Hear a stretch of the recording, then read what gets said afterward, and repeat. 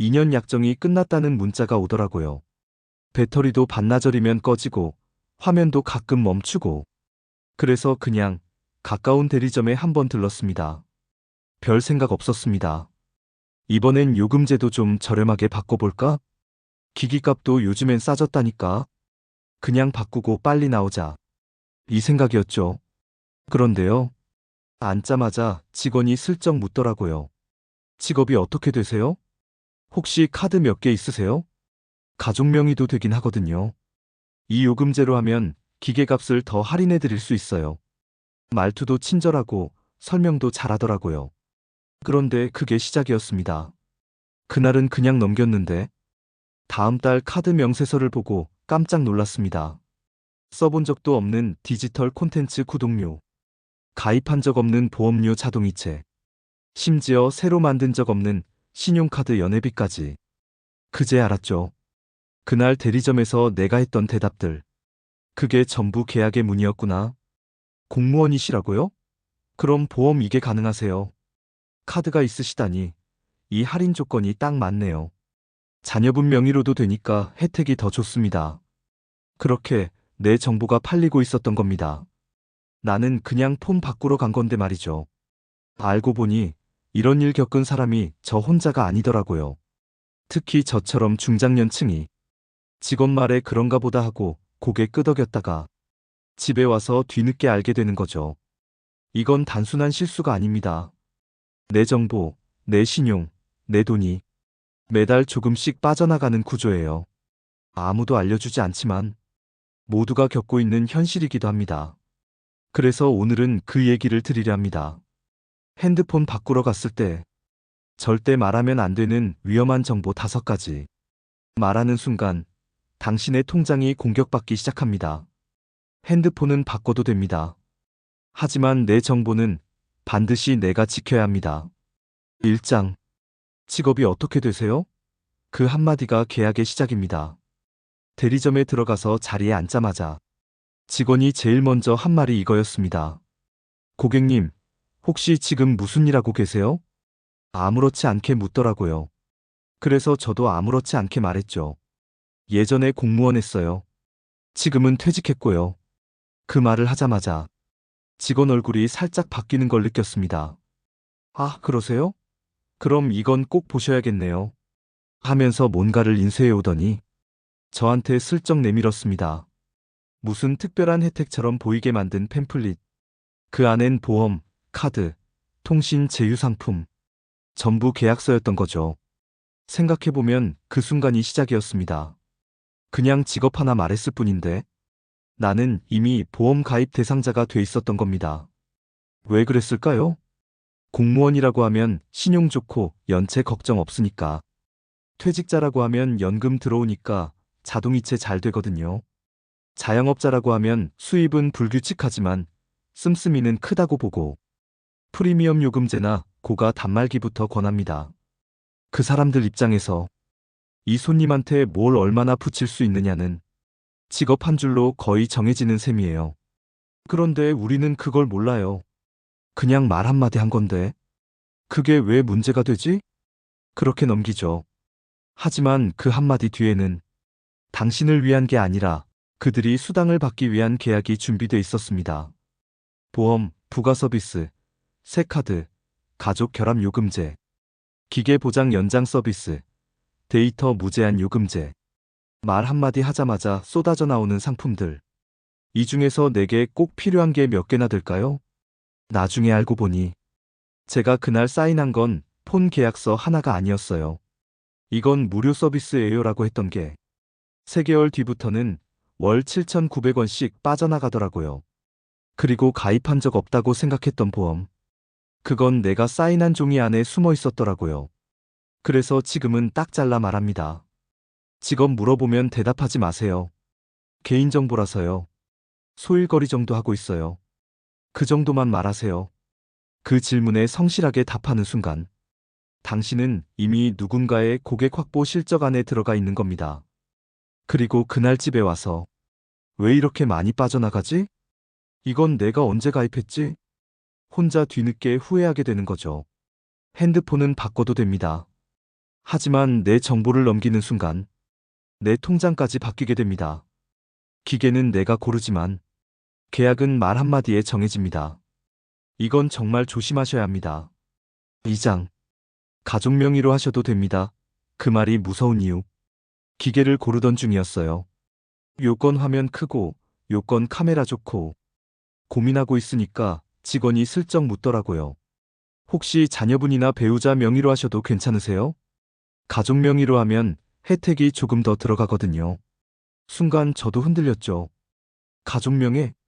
뭐 그게 더 싸면 좋지. 그렇게 생각했으니까요. 근데 그게 시작이었습니다. 명의를 넘긴다는 건요. 계약의 책임까지 넘긴다는 뜻이에요. 근데 대리점은 그걸 자세히 말해주지 않죠. 그냥 혜택이 많다, 기기값이 싸다고만 하니까. 그래서 그냥 사인했습니다. 그날은 아무 문제 없어 보였어요. 근데 그로부터 한 달 뒤, 자녀 명의로 요금이 이중으로 나갔고, 그 안에 제가 모르는 서비스가 몇 개 들어있더라고요. 문제는 제가 모르고 가입한 보험이 자녀 이름으로 돼 있었고, 자동이체는 제 통장에서 빠져나가고 있었다는 겁니다. 말이 됩니까? 저는 그냥 기계 하나 바꿨을 뿐인데, 이젠 가족끼리 누가 언제 뭘 했냐고 설명하고 해명해야 되는 상황까지 온 거예요. 더 무서운 건 부모님 명의로 자녀가 가입했다가 몇 년 뒤 연체돼서 신용 불량이 된 사례도 있다는 겁니다. 한 통의 연락도 없이 그냥 명의가 있으니까 책임지라는 식이에요. 중장년층은 특히 조심하셔야 해요. 우리 가족이니까 괜찮다는 말. 그게 사인 한 장으로 책임까지 넘어가는 일이라는 걸 아셔야 합니다. 이젠 저는 딱 잘라 말합니다. 명의는 무조건 본인 기준으로만 한다. 아무리 혜택이 많아도 그럼 그냥 안 하겠습니다 하고 나옵니다. 핸드폰은 바꿀 수 있어도 명의는 쉽게 바꿀 수 있는 게 아닙니다. 한번 잘못 얽히면 법적으로 책임지는 사람은 명의자이고 경제적으로 손해보는 사람은 당신이 될 수도 있습니다. 혜택보다 중요한 건 명확함입니다. 가족끼리도 서류 앞에서는 선을 긋는 게 맞습니다. 가족 명의로 하셔도 됩니다라는 말. 그 안에 당신의 지갑이 함께 들어갈 수 있다는 거 잊지 마세요. 3장. 이 요금제로 하면 더 싸게 드릴게요. 진짜 더 싸진 게 맞을까요? 기기 고르고 나니까 직원이 웃으면서 이렇게 말하더라고. 지금 이 요금제로 하시면 기계값이 더 싸져요. 데이터도 무제한이고요. 가족 결합하면 더 할인돼요. 뭔가 이득 같아 보이잖아요. 그래서 괜찮겠다 싶어서 예했죠. 그런데 말이죠. 한 달 뒤에 요금 고지서를 보고 정말 어이가 없었습니다. 기기값은 분명 할인됐는데 요금제가 기존보다 2배 이상 비쌌어요. 예전엔 3만 원대였는데 지금은 기본이 7만 원 넘더라고요. 그때 알았습니다. 기계값은 싸졌지만 매달 내는 돈은 더 커졌다는 걸. 이게 흔한 수법이에요. 기계값 할인은 고가 요금제 가입 조건. 그 구조로 엮어놓는 거죠. 즉, 내가 선택한 게 아니라 이미 정해진 판 안에 들어가서 고른 겁니다. 직원은 이렇게 말합니다. 3개월만 유지하시면 바꿀 수 있어요. 나중에 바꾸실 수 있으니까 일단 이걸로 하시죠.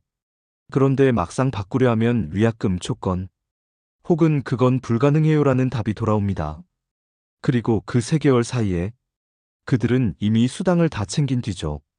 특히 중장년층은 요금제에 대한 이해도가 낮다는 걸 그들도 알고 있습니다. 인터넷 잘 안 쓰시니까 데이터 많은 요금제 추천해도 그냥 넘기시겠지. 그 심리를 노리는 겁니다. 그래서 저는 이제 요금제부터 따집니다. 이거 지금 제가 쓰는 거보다 얼마나 비싸요? 이건 왜 꼭 들어가야 해요? 질문을 먼저 던지죠. 그리고 딱 잘라 말합니다. 요금제는 지금 쓰는 그대로 해주세요. 기계는 그냥 제가 사고 요금제는 안 바꿉니다. 이게 가장 명확하고 안전한 방법이에요. 핸드폰은 몇 년에 한 번 바꾸지만 요금은 매달 나갑니다. 5만 원 더 나가면 1년에 60만 원, 3년이면 180만 원입니다. 이걸 그냥 그날 설명 듣고 결정해버리면 그 손해는 고스란히 내 지갑에서 나갑니다. 싸게 주는 것처럼 보일 땐 그 싸짐 뒤에 반드시 더 비싼 게 숨어 있습니다. 그걸 간파하지 못하면 핸드폰은 싸게 샀는데 인생은 비싸게 산 꼴이 됩니다. 그래서 꼭 기억하세요. 요금제는 내 생활에 맞게, 기계는 내 예산 안에서, 조건은 지속 가능한가를 기준으로 고르셔야 합니다.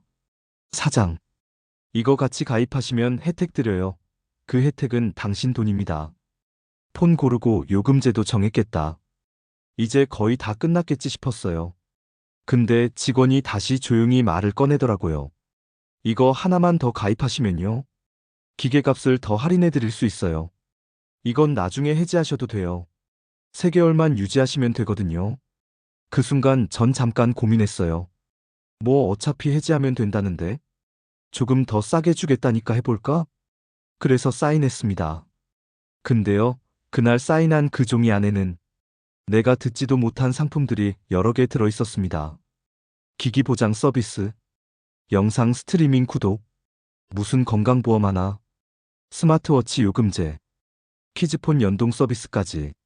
알고 보니까 이게 다 묶음 상품이었던 거예요.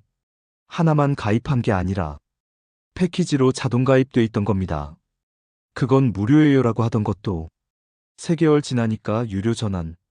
말도 없이 돈이 빠져나가기 시작하더라고요. 그리고 문제는 해지도 그렇게 쉽지가 않았다는 겁니다.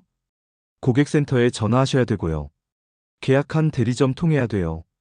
조건이 충족되지 않아서요. 그렇게 돌리고 미루고 결국 몇 개월간 돈만 나갔습니다. 그제 알았죠. 혜택이라고 말했지만 실제로 혜택을 본 건 직원과 대리점이었다는 걸. 왜냐면 이런 상품 가입되면 직원한테 수당이 나가거든요. 그걸 고객 혜택이라고 포장한 거죠. 특히 저 같은 중장년 고객은요. 설명 어려우니까 그냥 사인하세요 하는 분위기에 약합니다. 이해 안 가는데 물어보기도 민망하고 괜히 까다로운 사람처럼 보일까봐 그냥 넘어가요. 바로 그 점을 노린 겁니다. 이제는 딱 말합니다. 추가로 가입되는 건 전부 목록으로 주시고 문자 확인하고 나서 서명하겠습니다. 이거 하나만 해도 절반은 방어됩니다. 또 하나 나중에 해지하셔도 돼요라는 말은 해지를 어렵게 만들겠다는 뜻입니다. 말이 쉽지 해지하는 순간 위약금, 조건, 번거로움이 따라붙거든요. 그래서 반드시 기억하세요. 이거 하나만 더 가입하시면 혜택 드릴게요라는 말. 그 안에는 당신이 감당해야 할 숨겨진 요금이 숨어 있습니다. 혜택이 아니고요. 그건 지출의 씨앗입니다. 3달 뒤부터 싹이 터요. 통장에서요. 5장. 카드 만드시면 기계값 할인돼요. 그 순간 지갑은 그들의 것이 됩니다. 기계 다 고르고 요금제도 정했겠다 싶었죠. 그런데 마지막에 직원이 이 한마디를 툭 던집니다. 혹시 신용카드 하나 새로 만드시면요. 기계값을 20만 원 할인해 드릴 수 있어요. 그냥 한 번만 쓰시고 나중에 안 써도 됩니다. 요즘 다 그렇게들 하세요. 순간 저도 흔들렸어요. 20만 원이면 큰 돈이잖아요. 그냥 카드 하나 만들고 할인받고 한 번 쓰고 말면 되는 줄 알았죠. 근데 아니더라고요.